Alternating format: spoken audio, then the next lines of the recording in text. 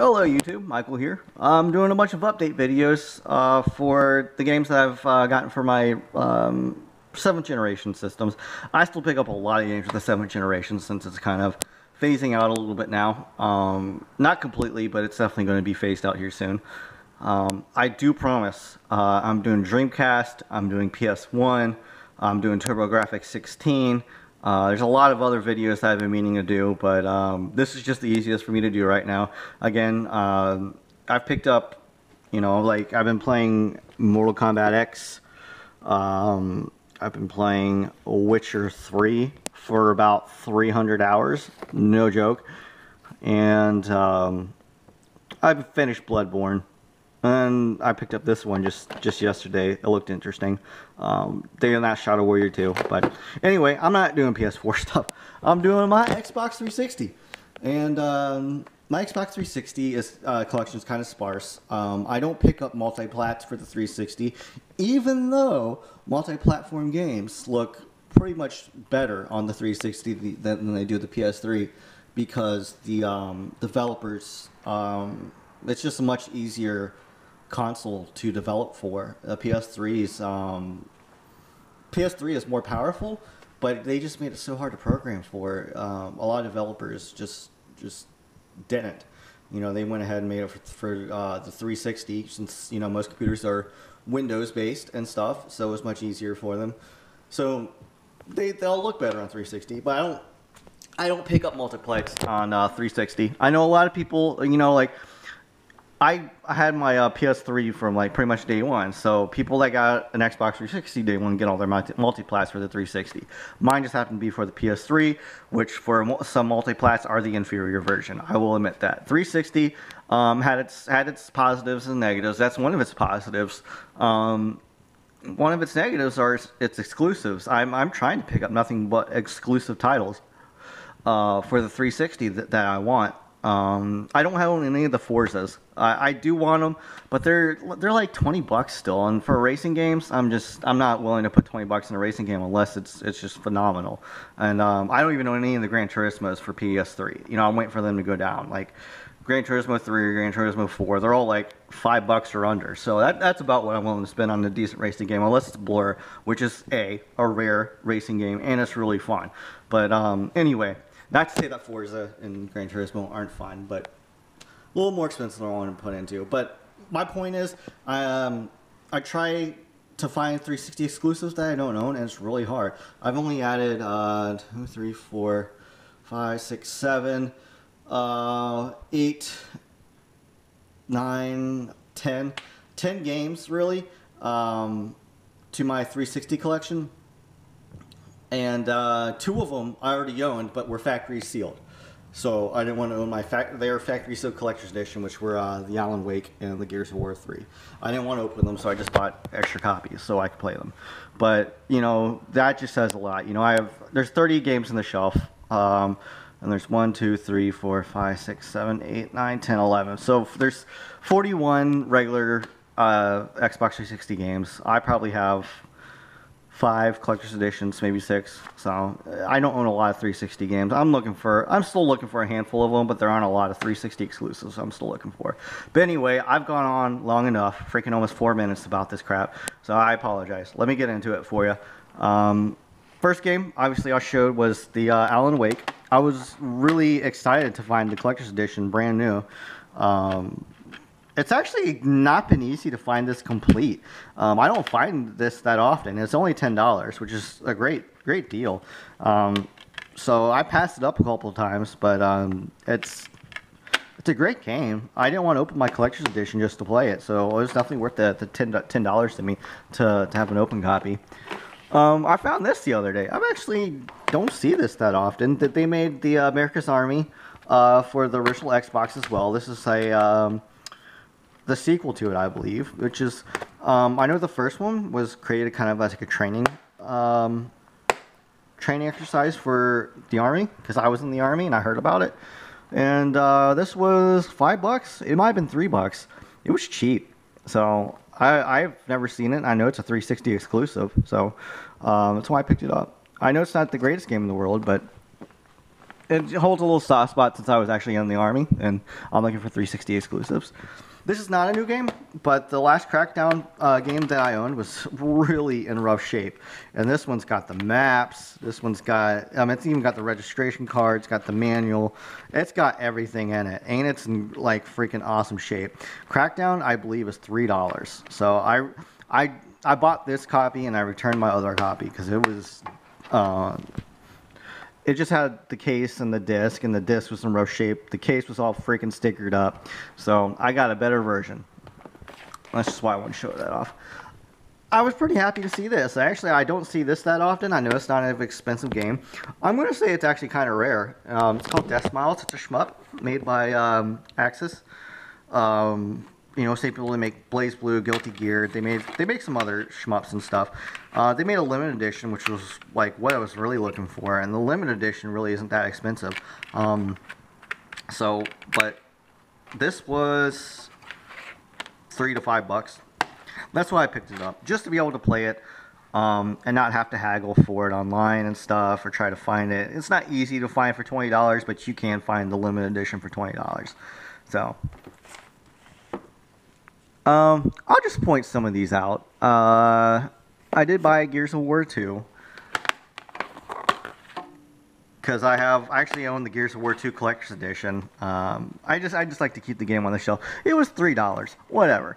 And I bought Gears of War 3. I see these, like, I see a ton of Gears of War 3 for 360. Like, that's like the most common Gears of War. That and Judgment, and I don't know if I'm going to pick up Judgment. But this was $5. It was worth $5 just because I owned the Collector's Edition factory sealed. And then actually, believe it or not, I had a hard time finding this game. You know what game I see all the freaking time? Freaking Halo 3 ODST. ODSTs in every GameStop, and you can find like 20 of them. You cannot find Halo 3. I don't know why. Maybe it's because it's more sought after than the ODST, and people don't trade it in. Especially for $5. I think that both are $5, but still. You know, so GameStop gives you like a fucking quarter for it. Whatever. So it's not... It wouldn't be worth it to me to trade any Halo game in for a quarter, to be honest with you. Even though I'm not a huge Halo fan, they are good enough games. Like, they're AAA games. The production's in it. Even though I'm not into first-person shooters, it's more story-centric than most first-person shooters, and... They're good games. I do believe I picked up Halo 4, Halo Reach just recently too. I'm missing Halo Wars, which is $15 still. I think it's a little bit much, and I kind of wish they'd print Halo 2, like a Halo 2 remaster, because they made the Halo Anniversary, and that would be the only Halo missing from this. I know they have the Master Chief Collection, but Master Chief doesn't include ODST, Reach, or Halo Wars, so... I was actually pretty happy to find this. This was $7, so it wasn't in like the cheap realm of 360 games. I still think $7 is pretty cheap. It was case and disc only, no manual. But I've been looking for this game forever, so screw it. I picked it up because I'm like, you know what? This is the first time I've actually ever seen the case for it. So I went ahead and picked it up for $7, and that's called 99 Nights 3-2. Or N3 2 99 Nights, whatever you want to call it. It's a Konami. It's reminds me of Dynasty Warriors a little bit, but like Dynasty Warriors meets Devil May Cry. It's actually a really good game. I really like the first 99 Nights, which is a cheap game. I believe this is $3 to $5, but this is worth every bit of $7, definitely. I looked at a review just recently. I've not popped it in, but the review and the gameplay of this looks amazing, especially for the price I picked it up at. So, but anyway, next game I'm showing is called Operation Darkness, made by Atlas. I was super stoked to find this. I forget what I paid for it. Let's see what this receipt says. I paid for it $4.49, so it was $5. That's a good price for it. It was complete.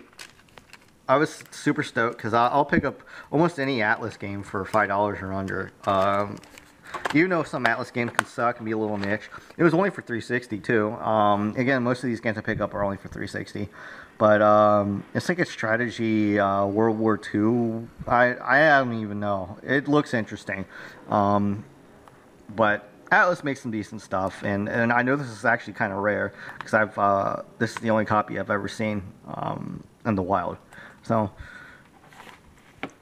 and then this I know is rare. I actually paid quite a bit for it. I think I paid $40 for it. And that's Spyro Dawn of the Dragon, and you can find this online for 45 bucks pretty easily. But I know it's a rare game. I know they made it for other systems, but I know this is not a 360 exclusive, but just to add a super rare game to my 360 collection, I was willing to put it in because I don't think I've put $40 into any of these games, including my collector's editions. I think that the most I've paid for a 360 game might have been my Witcher 2, and that was $15 or $17. So, but yep. So that's the games I've added to my 360 collection. I actually added Gears of War 1, but I found the collector's edition at a GameStop for $3 fucking dollars, and it was complete. Had everything in it. It was in good condition. I should have brought it down to show you, but unfortunately I didn't. So I do own all the collector's editions for Gears of War, and I have not paid over $5. I'm sorry. I might have paid, because the Alan Wake and Gears of War 3 were a bundle. I might have paid $10 to $15 a piece for those. I'll have to look at the receipt. I think I paid $30 for both, including shipping or something. So, but anyway, that's my update for my 360 stuff. I'm still looking for more, but I've pretty much gotten almost all the games. I look at 360 stuff almost every time I go to a GameStop, and they have a huge wall. It's probably the biggest game selection that they have, and I have a hard time finding but one.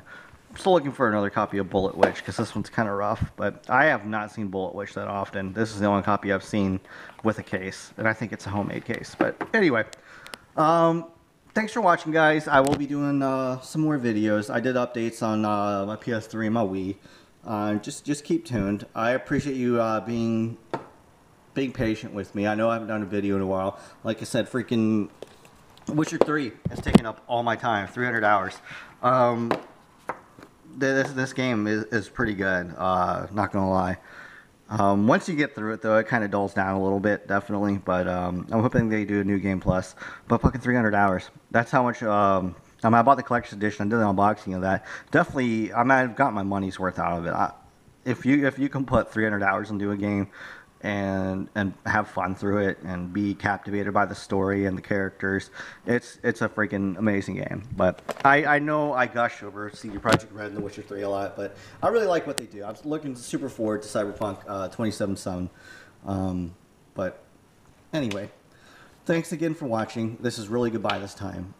Join me next time, and I'll be uploading some more videos soon. Thanks. Bye.